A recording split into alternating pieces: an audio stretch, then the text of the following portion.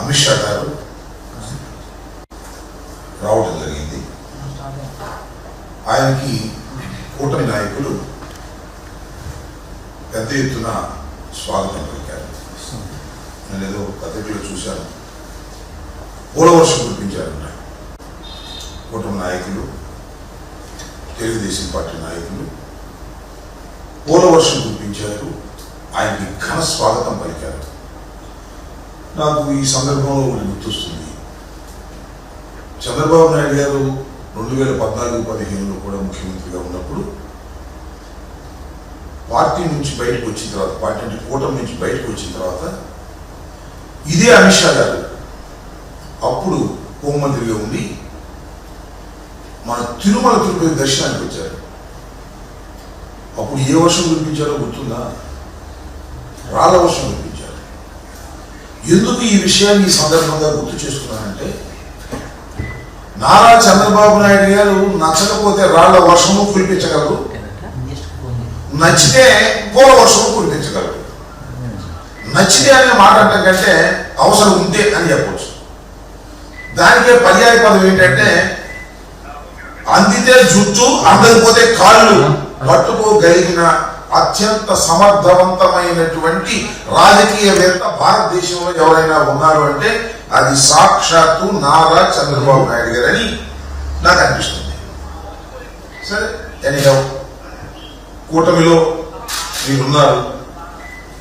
హోంమంత్రి గారు 3 సార్లు ఈ దేశానికి హోంమంత్రిగా చేస్తున్నటువంటి వ్యక్తి అమిత్ షా గారు కేంద్ర ప్రభుత్వంలో చాలా కీలకమైన పాత్ర పోషిస్తున్నటువంటి వ్యక్తి. ఆయన మన రాష్ట్రానికి వచ్చారు, స్వాగతం పలికారు, బాగా. మనకు ఇన్ని సమస్యలు ఉన్నాయి ఈ రాష్ట్రంలో. సమస్యల పుట్ట ఎందుకు అంటున్నానంటే, మనం విభజన జరిగి 11 సంవత్సరాలు అవుతుంది. అనేక సమస్యలు అపరిష్కృతంగా ఉన్నాయి. కృష్ణా జిల్లాలకు సంబంధించి అపరిష్కృతంగా ఉన్నాయి. జగన్మోహన్ రెడ్డి గారి టైంలో 8,000 కోట్ల రూపాయలు విద్యుత్ బకాయిలు మనకు తెలంగాణ నుంచి రావాల్సి ఉంటే దాన్ని కొలిక్కి తీసుకొచ్చి కేంద్ర ప్రభుత్వం చేత తక్షణమే ఇవ్వమని చెప్పేసి ఆదేశాలు కూడా ఇవ్వడం జరిగింది, ఆర్డర్స్ కూడా ఇవ్వడం జరిగింది. అఫ్ కోర్స్ దాన్ని కోర్టులోకి వెళ్ళారు.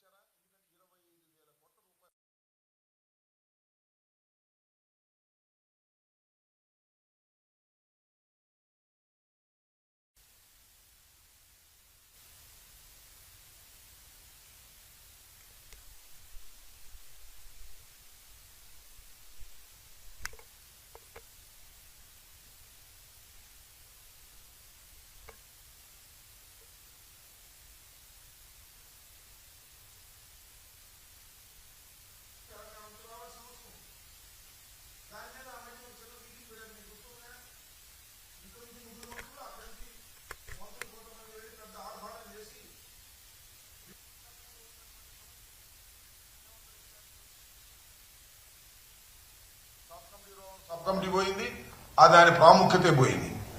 ఇలాంటి సమస్యలు అనేకమైనవి పెండింగ్ లో ఉన్నటువంటి తరుణంలో అమిత్ షా గారు మన రాష్ట్రం వచ్చినప్పుడు ఆ సమస్యల మీద దృష్టి పెట్టి ఎంతో కొంత పరిష్కార మార్గాలని అన్వేషించవలసినటువంటి తరుణంలో మరి ఆయనకంటే బ్రహ్మాండాన్ని విందించారంట.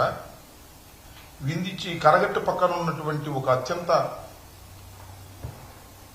అందమైన భవనంలోకి తీసుకువెళ్లి కృష్ణానది ఒడ్డున వారికి విందు చేసి అటు నుంచి చూస్తుంటే అక్కడ కనకదుర్గమ్మ వారు దర్శనమిస్తున్నటువంటి ప్రదేశంలో వారికి విందించి చాలా విషయాలు మాట్లాడారంట. ఏ విషయాలు మాట్లాడారో తెలుసా మీకు?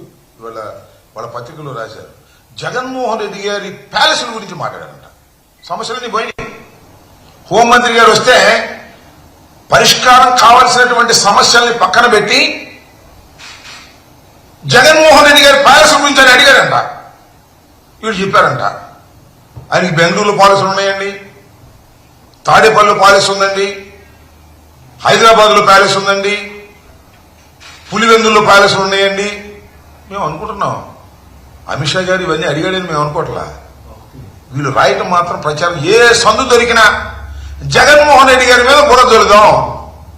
నా చిన్నప్పుడు ఒక కథ ఉండేది, ఆవు కథ అని. ఏ వ్యాసం అని చెప్పినా ఆ గురువు గారు ఆవు కథ రాసేవాడు. విమాన ప్రయాణం గురించి రాయమన్నారంట. విమాన ప్రయాణం చేస్తున్నాను, కిటికీ పక్క నుంచి కిందకు చూశాను, ఆవు కనపడింది, ఆవు తెల్లగా ఉన్నాను, ఆవు పాలించను. ఈ రకంగా ఆవు కథలాగా జగన్మోహన్ రెడ్డి గారి మీద బురదలేటటువంటి కార్యక్రమాలు చేసేటటువంటి పద్ధతుల్లోనే ఇవాళ అమిత్ షా గారు లాంటి వ్యక్తి వస్తే, హోంమంత్రి వస్తే, ఆ సమస్యల పరిష్కారం కోసం కాకోకుండా, రాష్ట్ర సమస్యల పరిష్కారం కోసం కాకోకుండా జగన్మోహన్ రెడ్డి గారి మీద బురదలేటటువంటి రాతలు రాయటం కోసం ఉపయోగించుకున్నారు అనేది నా అంశం. ఇక్కడ రెండో అంశం ఏంటంటే, అయ్యా చంద్రబాబు నాయుడు గారు మీరు అమిత్ షా గారిని తీసుకెళ్లారు, బాగానే ఉంది. ఎక్కడ తీసుకెళ్లారండి? ఎవరిని తీసుకెళ్లారండి? మీరు మీ ఇంటికి తీసుకెళ్లారా? అసలు నిర్మాణం ఏంటి?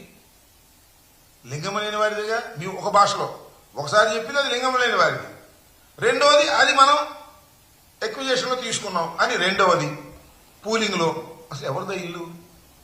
ఒక అక్రమ కట్టడం, కరగట్లు దిగువన ఉన్నటువంటి ఒక అక్రమ కట్టడంలోకి మీరు సాక్షాత్తు హోంమంత్రి గారిని తీసుకెళ్లి అక్కడ విందు పెట్టి మరి అక్కడ చెప్పాల్సింది, అయ్యా ఇది మేము కిట్ ప్రోకోలో కాజేశాం, ఓ భయ కూడా లేకోకుండా మొత్తం మింగేశాం, తండ్రి కొడుకు ఇద్దరం కలిసి అక్కడే మేము ఈ మీకు విందిస్తున్నామని చెప్పుంటే బాగుండేది.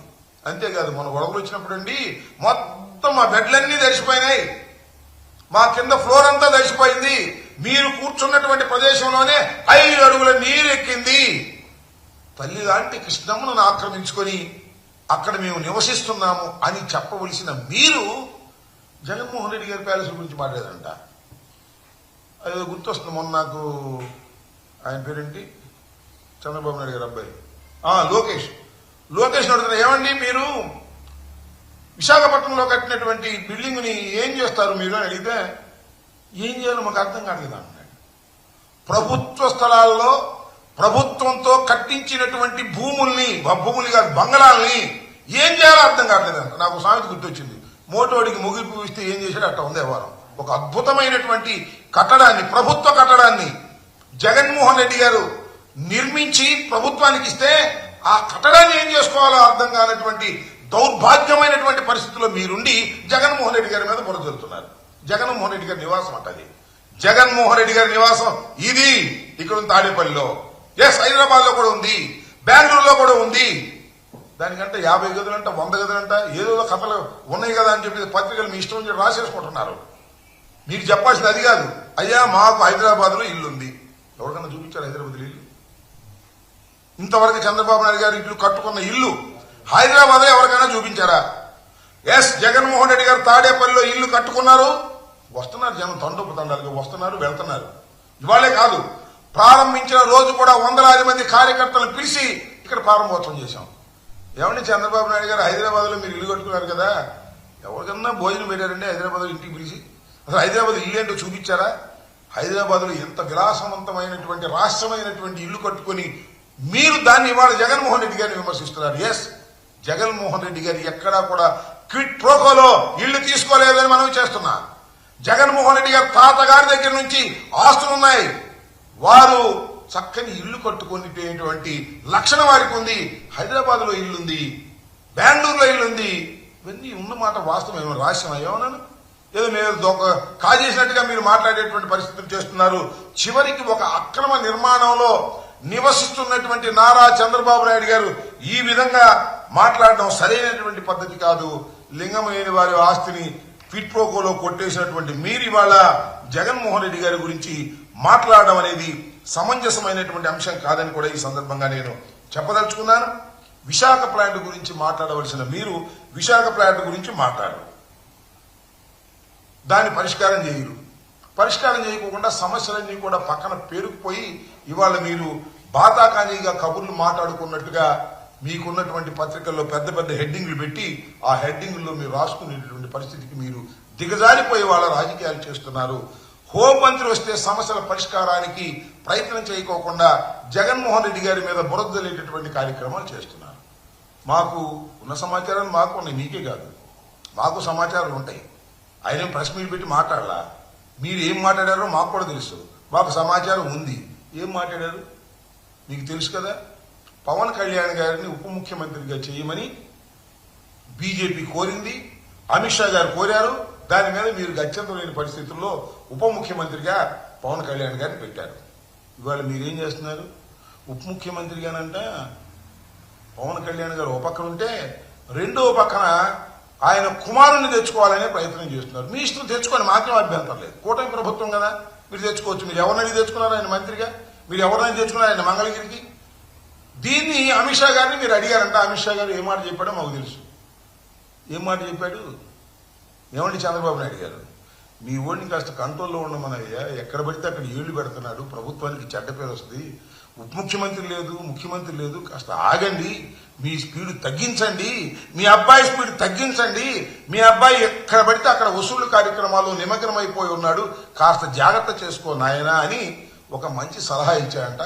ఆ సలహాని బయటకు రాకోకుండా మీరు ఇవాళ ఇలాంటి పుంఖాలు కథలు జగన్మోహన్ రెడ్డి గారి నివాసాల మీద వాటి మీద వీటి మీద రాసేటటువంటి ప్రయత్నం చేయడం అనేది ఒక దిగజారిపోయినటువంటి వ్యవహారాలు మీరు చేస్తున్నారు.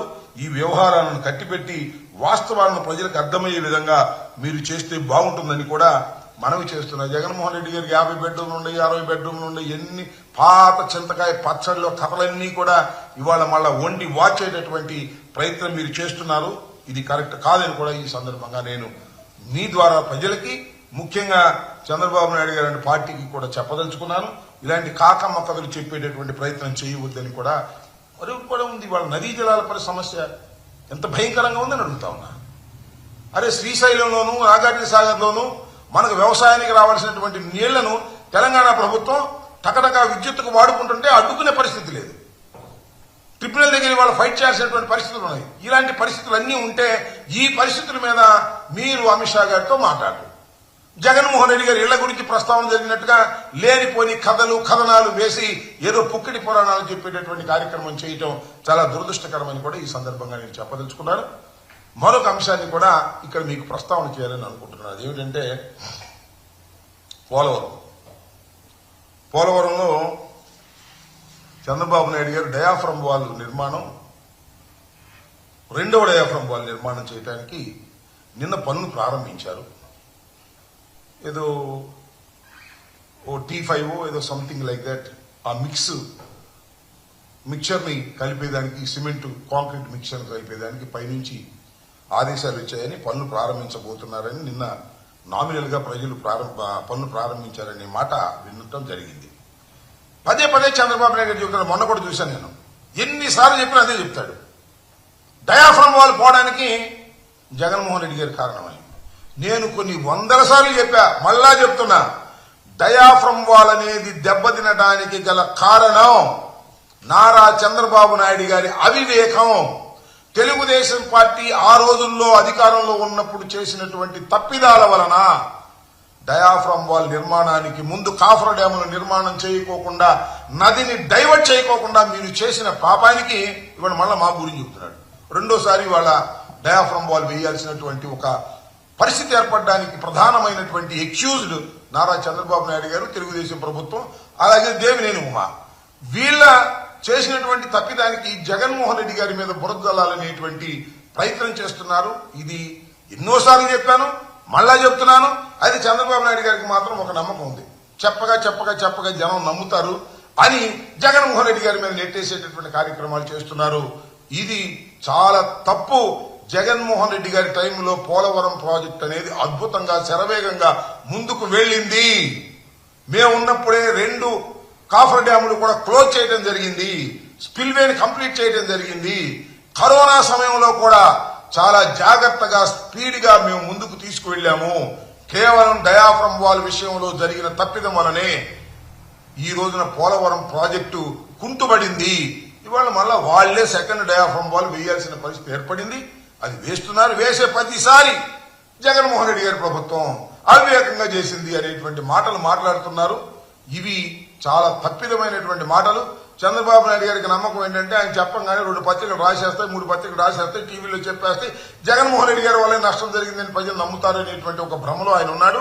ఇది వాస్తవం కాదని కూడా ఈ సందర్భంగా నేను చెప్పదలుచుకున్నాను.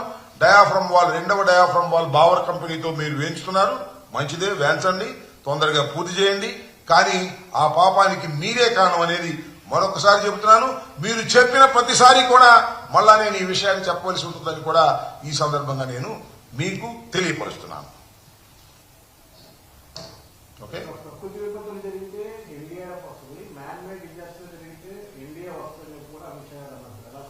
ఎవరంది? ఓహో, ఏంటంటే ప్రకృతి విపత్తులు జరిగితే ఎన్డీఆర్ఎఫ్ వస్తుంది, మ్యాన్ మేడ్ విపత్తులు జరిగితే ఎన్డీఏ వస్తుంది. మరి రమ్మను ఎన్డీఏని, ఎక్కడికి? తిరుపతి రమ్మనండి. 6 చనిపోయారండి. మ్యాన్ మేడ్ యాక్సిడెంట్ ఇది కాదా? మానవ తప్పిదంతో చనిపోవడం తప్ప మరొకటి కాదు. తిరుపతిలో నేను మనవి చేస్తున్నా, నాకు ఇప్పుడు 68 సంవత్సరాలు, అంతకు ముందు సంగతి కూడా నాకు తెలుసు. అనేక సార్లు మనం విన్నాం, చూశాం. ఎక్కడా కూడా తొక్కిసలాటలు తిరుపతిలో మరణించినటువంటి సందర్భమే లేదు. ఇవాళ ఏంటండి, వైకుంఠ ఏకాదశి సందర్భంగా టోకెన్ డిస్ట్రిబ్యూషన్ లో వసతులు లేక రాంగ్ డెసిషన్స్ వల్ల 6 నిండు ప్రాణాలు వైకుంఠానికి వెళ్లిపోతే ఎక్కడుంది ఎన్డీఏ? మీ దుప్పదగి ఎన్డీఏలో భాగస్వామ్యమైనటువంటి పవన్ కళ్యాణ్ గారు క్షమాపణ చెప్పండి. నేను క్షమాపణ చెప్పేదండి, ఆయన ఎవరో చెప్పండి, నేను క్షమాపణ చెబుతానా? ఆయన అన్నారు కదా, తిరుమల తిరుపతి దేవస్థానపు చైర్మన్ గారు అనలేదా? ఏమైంది ఎన్డీఏ? మానవ తప్పిదం కాదా అని అడుగుతా ఉన్నా. మానవ తప్పిదంతో ఇవాళ తిరుమలలో జరుగుతున్నటువంటి ఘోరాలను అడ్డుకోవలసినటువంటి బాధ్యత ఎవరికి ఉంది? ఎన్డీఏకు ఉందిగా.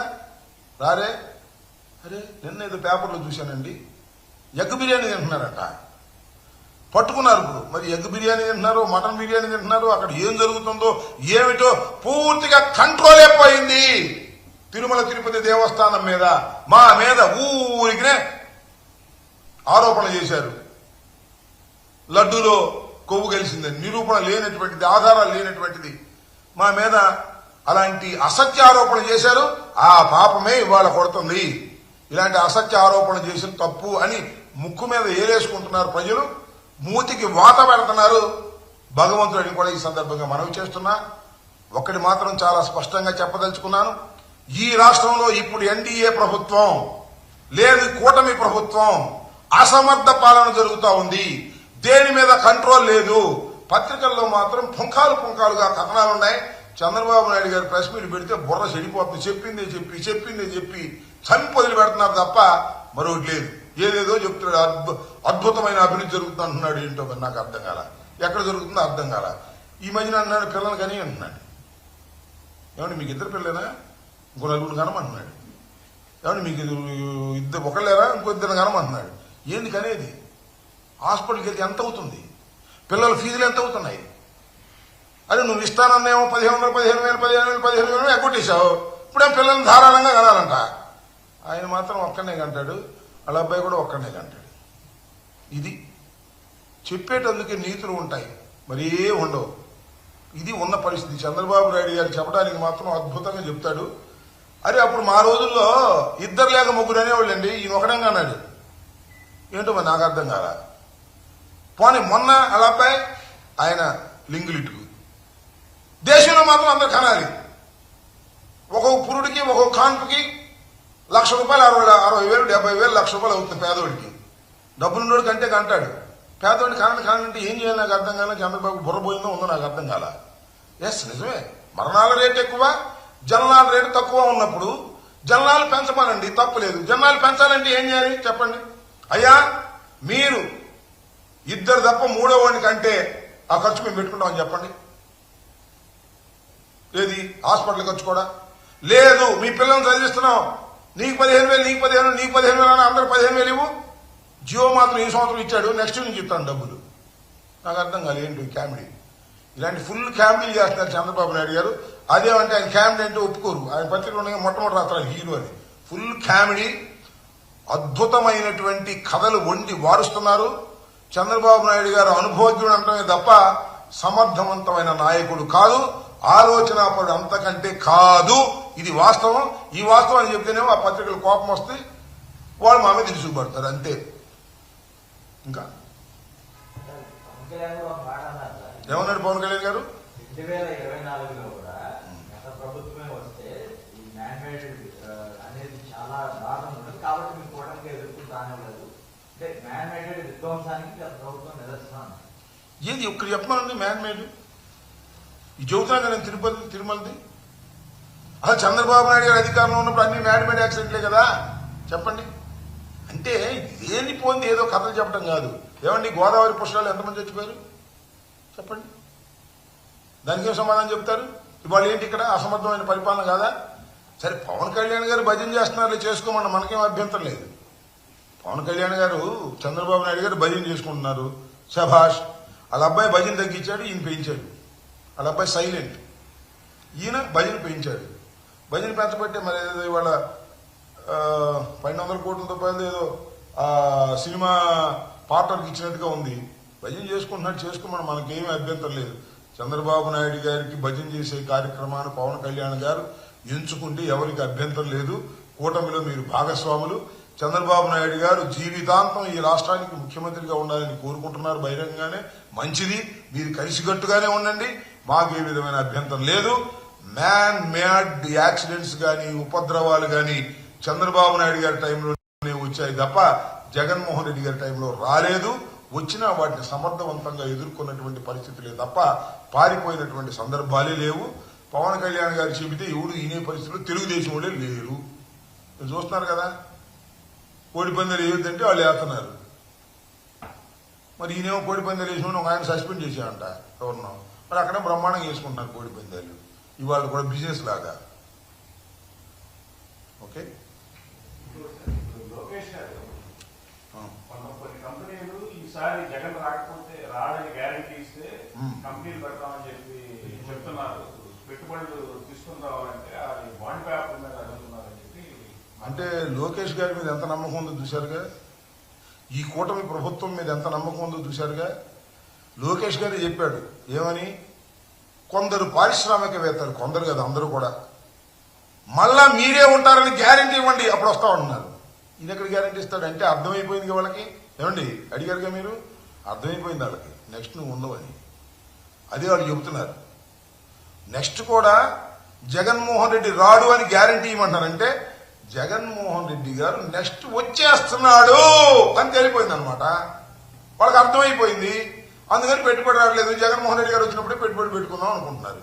అది విషయం. ఇది తెలిసి చెప్పాడో తెలియకి చెప్పాడో, ఇది మాత్రం ఖచ్చితంగా జగన్మోహన్ రెడ్డి గారే తిరిగి మళ్ళా అధికారంలోకి వస్తాడని పారిశ్రామికవేత్తలు నమ్ముతున్నారు.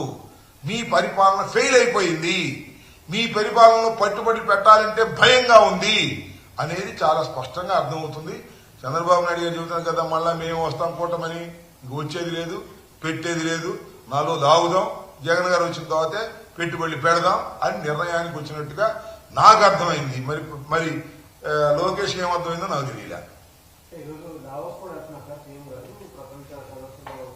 దావత్ సీఎం వెళ్తున్నాడు, అంతకుముందు ఆయన వెళ్ళాడు, జగన్మోహన్ రెడ్డి గారు వెళ్ళి అక్కడికి వెళ్ళటం అనేది పెట్టుబడిదారులను ఆకర్షించడం కోసం అక్కడికి వెళ్ళటం అనేది సహజంగా జరుగుతున్న ప్రతి సంవత్సరం జరుగుతున్నటువంటి అంశమే. మరి కాశీ వెళ్ళి ఏం తీసుకొస్తారో చూద్దాం. అక్కడికి వెళ్ళి పెట్టుబడి ఏమైనా తీసుకొచ్చినప్పుడు చూద్దాం. ఊరినే ఆ మధ్యన ఎప్పుడు 2014-19 టైంలో చంద్రబాబు నాయుడు గారు ఎవరో అప్పడాల వల్ల కూడా కోట్లు వేయించి ఫోటోలు తీసి వచ్చేసి వైజాగ్లో చెప్పారు. అట్లాంటి సోది కబుర్లు చెప్పే ప్రయత్నం మళ్ళీ చేస్తారు. దావోస్ నుంచి వచ్చిన తర్వాత మళ్ళీ వాళ్ళు ఇచ్చే స్టేట్మెంట్ చూద్దాం, ఎన్ని వేల కోట్లు వచ్చేసినాయని చెప్తారు. చూద్దాం అవన్నీ ఎన్ని కాకమ్మ కథలు చంద్రబాబు నాయుడు గారు కట్టుకథలు వెళ్ళి అద్భుతంగా ప్రజలకు చెప్పడం, అవి వాటి పత్రికలు ప్రచారం చేయడం అనేది ఇది సర్వత్రా జరుగుతున్నటువంటి అంశం. మళ్ళీ ఇది ఒక అంకానికి ప్రారంభించారు. దావోస్ వెళ్ళి వచ్చి ఏం తీసుకొస్తారో చూద్దాం. కాశీ వెళ్తున్నారు కదా, ఏం తీసుకొస్తారో చూద్దాం. ఓకే.